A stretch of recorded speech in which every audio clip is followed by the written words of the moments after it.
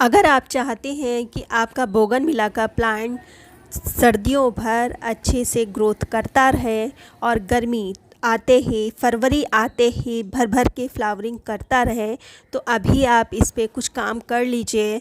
आपको सर्दियों भर बहुत अच्छी ग्रोथ भी मिलेगी और फरवरी आने के बाद आपको इनसे फ्लावर भी मिलेंगे।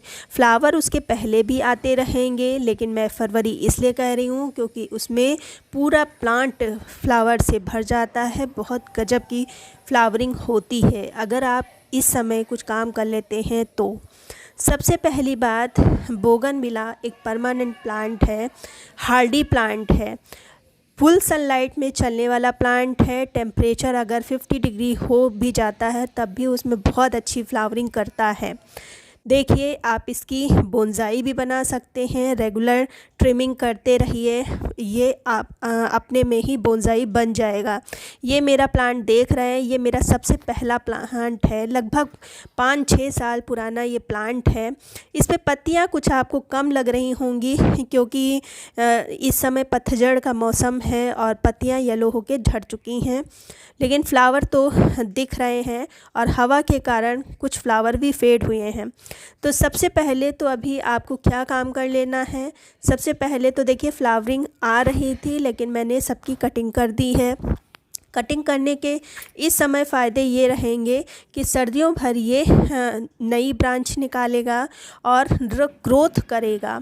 सर्दियों भर ये ग्रोथ करेगा, फिर उधर फरवरी जैसे ही आएगी आप इसको रीपॉट करने वाला प्लांट होगा तो रीपॉट करिए, वरना थोड़ी सी फर्टिलाइज़र जैसे ही डालेंगे आपको पूरा गमला फ्लावर से भरा हुआ मिलेगा।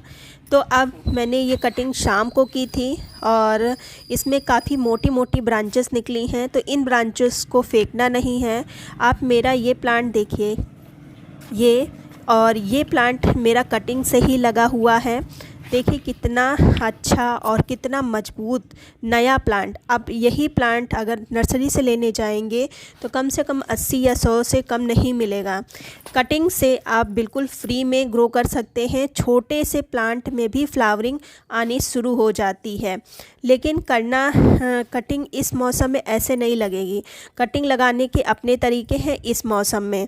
सबसे पहले तो देखिए हम मोटी मोटी ब्रांचेस मैंने कट कर ली हैं और मिट्टी जो साधारण होती है उसमें थोड़ी सी कावडंग मिक्स करके उसमें लगा दिया है और थोड़ा सा इसमें पानी खूब अच्छे से डाल देंगे और फिर वो जो ट्रांसपेरेंट पॉलीथीन होती हैं उससे इसको कवर करना है। ट्रांसपेरेंट पॉलीथीन इसलिए मैंने लिया है जिससे सूर्य की रोशनी इस पे पड़े और रात का जो कोहरा, आगे कोहरा भी पड़ेगा, रात में जो ओस वगैरह गिरती है वो नहीं जाएगी। और दूसरा जो ठंडी हवाएं, आगे कोई 2 दिन में ये कटिंग लग नहीं जाएगी, कम से कम महीने भर लगेगा। आगे ठंडी हवाएं भी चलेंगी, कोहरा भी होगा, तो उससे ये बचाएगा। ये जो ठंड के मौसम है इसमें पानी देने की भी ज़रूरत नहीं है, बस ऐसे कवर करके आप कोने में रख दीजिए। जब लास्ट जनवरी में आप खोल के देखिएगा आपको ये कटिंग लगी हुई मिलेगी। सर्दियों में कटिंग लगाने का यही तरीका है और अगर ऐसा नहीं करेंगे तो फिर कटिंग आपकी सक्सेस नहीं होगी। इतनी मोटी मोटी ब्रांचेस फेंकने से अच्छा है ये ट्राई आप कर लीजिए।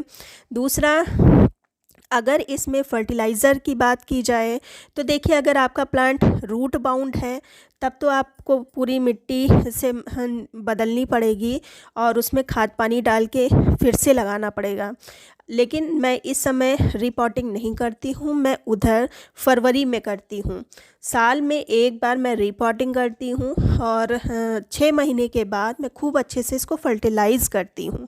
तो इस मौसम में, अक्टूबर के या नवंबर के मौसम में मैं इसको खूब अच्छे से फर्टिलाइज़ करूँगी, तो आधी से ज़्यादा मिट्टी हम निकाल लेंगे और उसमें सबसे पहली चीज़ जाएगी वो है कंपोस्ट। कोई भी कंपोस्ट आप ले लीजिए, किचन वेस्ट का कंपोस्ट है तो वो भी आप ले सकते हैं।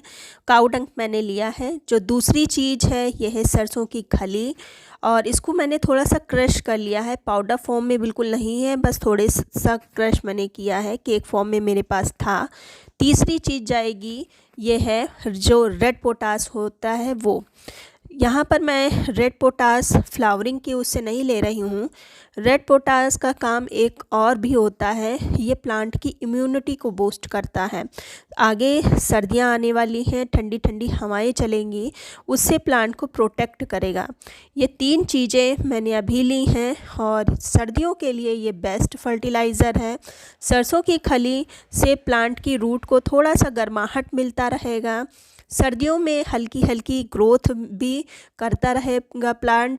अगर ये चीज़ें आप अभी नहीं करेंगे, दिसंबर के पहले आप ये चीज़ें नहीं करेंगे, तब फिर प्लांट आपका धीरे धीरे डॉर्मेंसी में चला जाएगा और फिर उधर आप रिपोर्टिंग एकदम से करेंगे तो प्लांट आपका शॉक में चला जाएगा। तो इसलिए आपको ये फर्टिलाइज़र सर्दियों के पहले डालना है। क्वांटिटी थोड़ा सा कम ज़्यादा कर सकते हैं, अपने प्लांट के हिसाब से कर सकते हैं। मैंने बहुत ज़्यादा फर्टिलाइज़र नहीं डाला है प्लांट को देखते हुए, बस इतना सा काफ़ी है।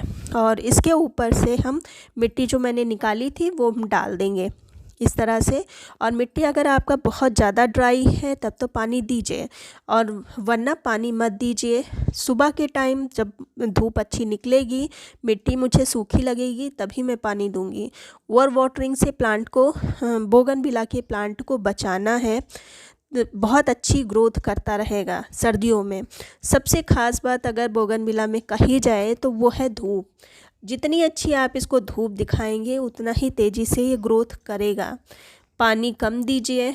पानी एक टाइम जब प्लांट की ग्रोथ पत्तियां लेनी है तब तो आप रेगुलर इसको दीजिए। जब आप फ्लावर इनसे लेना है तब पानी को थोड़ा सा रोक दीजिए। जब इसको थोड़ा सा शौक लगेगा, पानी की नीड होगी, फिर आप पानी इसको देंगे, तब ये फ्लावरिंग ने निकालेगा। फ्लावरिंग जब होने लगे, जब फ्लावर पूरा अच्छे से प्लांट पर आ जाए, तब पानी रुकना नहीं चाहिए। सुबह शाम आपको वाटरिंग करनी होगी। अगर उस समय आप पानी बंद कर देंगे, पानी या मिट्टी एक बार सूख जाएगी, तब आप पानी देंगे तो जितने फ्लावर लगे हैं वो सब झड़ जाएंगे। इन चीज़ों का आप ध्यान रखिए। बोगनविला बहुत ही आसानी से चलने वाला प्लांट है, बहुत ही हार्डी है। मेरे पास तो ये सब देसी और हाइब्रिड हैं। आजकल थाई वैरायटी के भी प्लांट आ गए हैं, बहुत ही सुंदर सुंदर कलर के आए हैं। आप चाहें तो उनको ऑनलाइन बाय कर सकते हैं, वो अधिकतर ऑनलाइन ही इस समय मिल रहे हैं। लोकल नर्सरी पे तो मुझे अभी तक नहीं दिखे।